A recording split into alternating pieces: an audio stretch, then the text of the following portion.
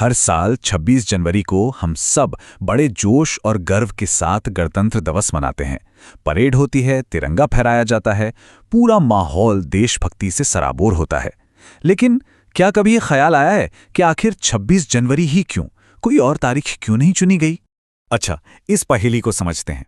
देखिए, देश को आज़ादी मिली 15 अगस्त 1947 को, और हमारा संविधान, हमारी कानून की किताब, वो पूरी तरह से बन के तैयार हो गई थी 26 नवंबर 1949 को। तो सवाल ये है कि जब सब कुछ तैयार था तो उसे लागू करने के लिए पूरे 2 महीने का इंतजार क्यों किया गया? 26 जनवरी 1950 तक क्यों रुका गया? इस देरी के पीछे की कहानी क्या है? चलिए, इसी सवाल का जवाब ढूंढने के लिए थोड़ा इतिहास में पीछे चलते हैं। 26 जनवरी की कहानी को समझने के लिए पहले एक सवाल का जवाब जानना जरूरी है। 15 अगस्त 1947 को आज़ादी मिलने के ठीक बाद भारत असल में क्या था? मतलब, क्या हम पूरी तरह से स्वतंत्र थे? इस सवाल की चाबी डोमिनियन और गणतंत्र के फर्क में छुपी है। देखिए, हम सबको पता है कि आज़ादी 15 अगस्त 1947 को मिली, पर एक मज़ेदार बात यह है कि आज़ादी के बाद भी करीब 2.5 साल तक भारत का जो सबसे बड़ा पद था, यानी हेड ऑफ स्टेट, वो किसी भारतीय के पास नहीं था। वो पद अब भी ब्रिटिश राजा के पास ही था। इसी सिस्टम को डोमिनियन कहा जाता था। मतलब, हमारे अपने प्रधानमंत्री तो थे, लेकिन गवर्नर जनरल जैसे लॉर्ड माउंटबेटन और फिर सी राजगोपालाचारी, वो तकनीकी तौर पर ब्रिटिश क्राउन के ही प्रतिनिधि। और बस यही वो चीज थी जो 26 जनवरी 1950 को बदल गई। जिस दिन हमारा संविधान लागू हुआ, उसी दिन भारत एक डोमिनियन से एक रिपब्लिक यानी गणतंत्र बन गया। इसका सीधा सा मतलब था, अब देश का मुखिया कोई विदेशी राजा या रानी नहीं, बल्कि हमारे अपने चुने हुए राष्ट्रपति होंगे। तो ये तो साफ हो गया कि 26 जनवरी की अहमियत क्या है। पर हमारा मूल सवाल तो वही है, यही तारीख क्यों?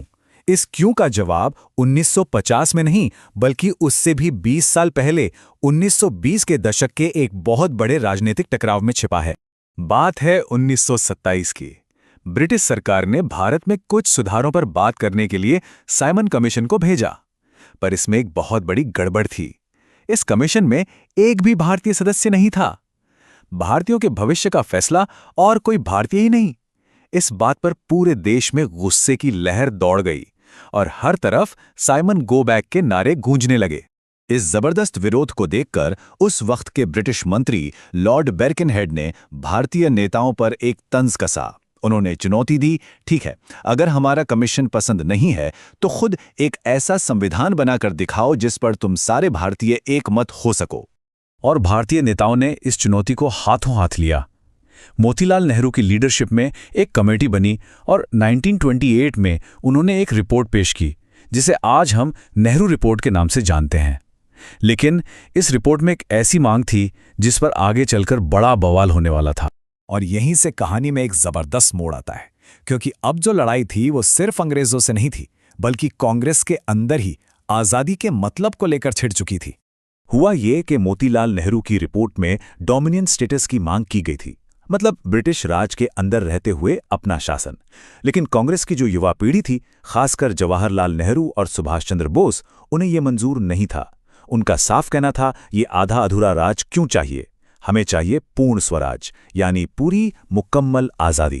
उस वक्त के वॉइसरॉय लॉर्ड इरविन ने डोमिनियन स्टेटस का एक कच्चा पक्का वादा किया भी, जिसे दीपावली डिक्लेरेशन कहते हैं।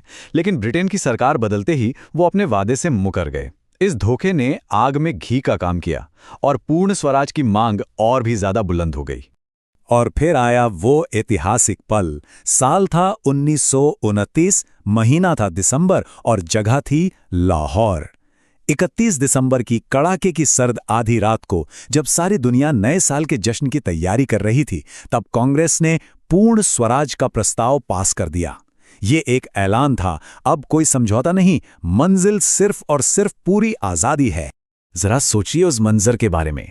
रावी नदी के किनारे हजारों लोगों ने मिलकर एक शपथ ली, एक प्रतिज्ञा कि जब तक देश पूरी तरह आज़ाद नहीं हो जाता, हमारा संघर्ष जारी रहेगा। ये सिर्फ एक प्रस्ताव पास होना नहीं था, ये आज़ादी की लड़ाई के एक नए और निर्णायक दौर की शुरुआत थी। चलिए, अब कहानी के टुकड़ों को जोड़ना शुरू करते हैं। अगर प्रस्ताव 31 दिसंबर को पास हुआ, तो फिर वो तारीख इतनी खास क्यों नहीं बन पाई? और 26 जनवरी की बात कहाँ से आई? देखिए, फैसला तो हो गया, लेकिन रातों रात पूरे देश तक ये खबर पहुंचाना और जश्न मनाना मुमकिन नहीं था। पूर्ण स्वराज के इस बड़े संदेश को भारत के कोने कोने तक, हर गांव, हर शहर तक पहुंचाने के लिए थोड़ा वक्त तो चाहिए था। इसलिए नेताओं ने मिलकर एक तारीख तय की और वो तारीख थी 26 जनवरी 1930। ये तय हुआ कि इस दिन पूरा भारत एक साथ अपना पहला पूर्ण स्वराज दिवस या यूं कहें कि पहला स्वतंत्रता दिवस मनाएगा। और ये एक ऐसा ऐतिहासिक सच है जो शायद बहुत कम लोग जानते हैं। 1930 से लेकर 1947 तक, यानी पूरे 17 सालों तक, भारत में स्वतंत्रता दिवस 15 अगस्त को नहीं बल्कि 26 जनवरी को ही मनाया जाता था। इस दिन लोग प्रभात फेरियां निकालते थे, तिरंगा फहराते थे और आज़ादी की शपथ लेते थे। तो अब हमारे पास कहानी के सारे टुकड़े मौजूद हैं। एक तरफ है 15 अगस्त की हकीकत और दूसरी तरफ है 26 जनवरी की ये 17 साल पुरानी भावनात्मक विरासत। अब देखते हैं कि इन दोनों धागों को आखिर में कैसे जोड़ा गया। तो हुआ ये कि जब 26 नवंबर 1949 को हमारा संविधान तैयार हो गया, तो संविधान सभा के नेताओं ने एक पल के लिए सोचा। उन्होंने उस 17 साल पुरानी परंपरा को, उस प्रतिज्ञा को याद किया और उस ऐतिहासिक दिन को सम्मान देने के लिए ये फैसला किया गया कि हम 2 महीने इंतजार करेंगे। ये एक बहुत ही सोचा समझा और प्रतीकात्मक फैसला था और इस तरह 26 जनवरी 1950 को संविधान पूरी तरह लागू कर दिया गया। जो दिन कभी आज़ादी की एक प्रतिज्ञा का दिन था, वो अब उस आज़ादी के सच होने का, यानी हमारे गणतंत्र का दिन बन गया। तो अगली बार जब 26 जनवरी आए और हम सब परेड देखें, तो ये याद रखना ज़रूरी है कि ये सिर्फ एक छुट्टी या जश्न का दिन नहीं है। ये रावी नदी के किनारे ली गई एक शपथ का सम्मान है, एक वादे का सम्मान है। और ये बात सोचने पर मजबूर करती है कि एक राष्ट्र का खुद से किया गया वादा आज के दौर में क्या मायने रखता है।